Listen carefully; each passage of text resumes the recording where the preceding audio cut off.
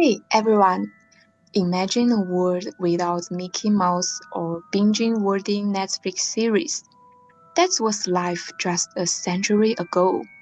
But thanks to two game changers, that's all changed.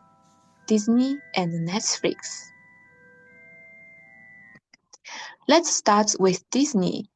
Walt Disney was born in 1901 into an average American family. He loved drawing animals on his farm, and in the 1920s, he started a small animation studio with his brother Roy. It was rough.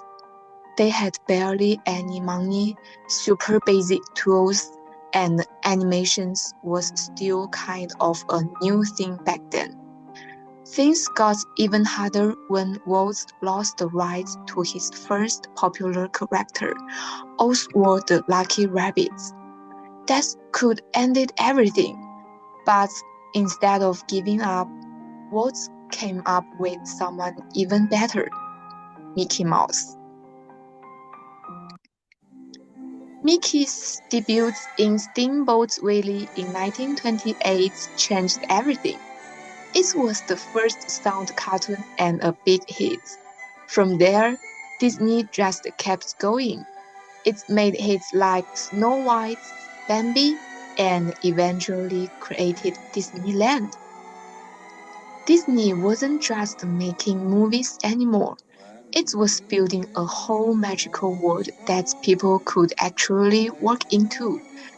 And that's how Disney became the entertainment giant it is today. Now, fast forward to 1997. Reed Hastings got charged a $40 late fee for returning Apollo 13, a Disney movie by the way. This frustration sparked an idea. With co-founder Mark Randolph, he launched Netflix as a DVD rental by mail service. It wasn't smooth sailing at first. Poor internet, slow logistics, and people still love Blockbuster. But everything changed in 2007 when Netflix launched streaming. Suddenly, no more waiting, just press play. That shift set them apart. Then came original shows, House of Cards, Stranger Things, and Netflix quickly turned into the go-to streaming platform with hundreds of millions of users. Now, let's talk about how both companies use the same powerful intangible, brand content creation. Disney's content is full of heart, stories about family, bravery, and love, passed down for generations. Their brand connects with people emotionally, whether you are 5 or 50, and they build a whole ecosystem around it. Movies, theme parks, toys, everything's connected. Netflix, on the other hand, plays a different game. They use big data to figure out exactly what people want to watch. Their content is trend-driven, diverse, and often edgy.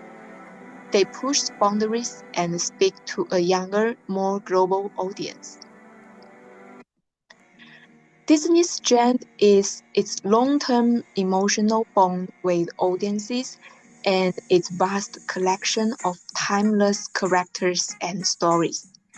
Netflix's edge is speed, rapid content production, and the ability to respond quickly to what audiences are into.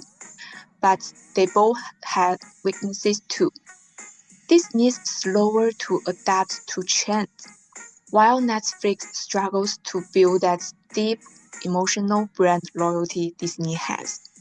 Netflix is fast, but its brand still feels less iconic. So, what should Netflix do moving forward? I recommend they keep innovating with content, but also start building stronger emotional ties with audiences. First, they could partner with classic IPs. Imagine Netflix remaking old favorites in collaboration with big studios. That brings nostalgia and credibility and helps Netflix reach older generations too. Second, Netflix could go offline, pop-up stores or immerse fan events for their biggest shows. Picture a Stranger Things maze or a Bridgerton tea party. That gives people a deeper, real-world connection to the shows they love. Of course, they'll need to balance investments and return. Not every show needs to a theme park, but the biggest hits could support physical experiences that help grow brand culture. In the end, Disney and Netflix both show us that content is more than just entertainment. It's a brand soul. Disney built a dream world over hundreds years. Netflix rose by reinventing how we watch. But to really last, Netflix need to go beyond screens and become a brand people truly feel. The story's still being written. If they play it right, the next chapter could be just as legendary.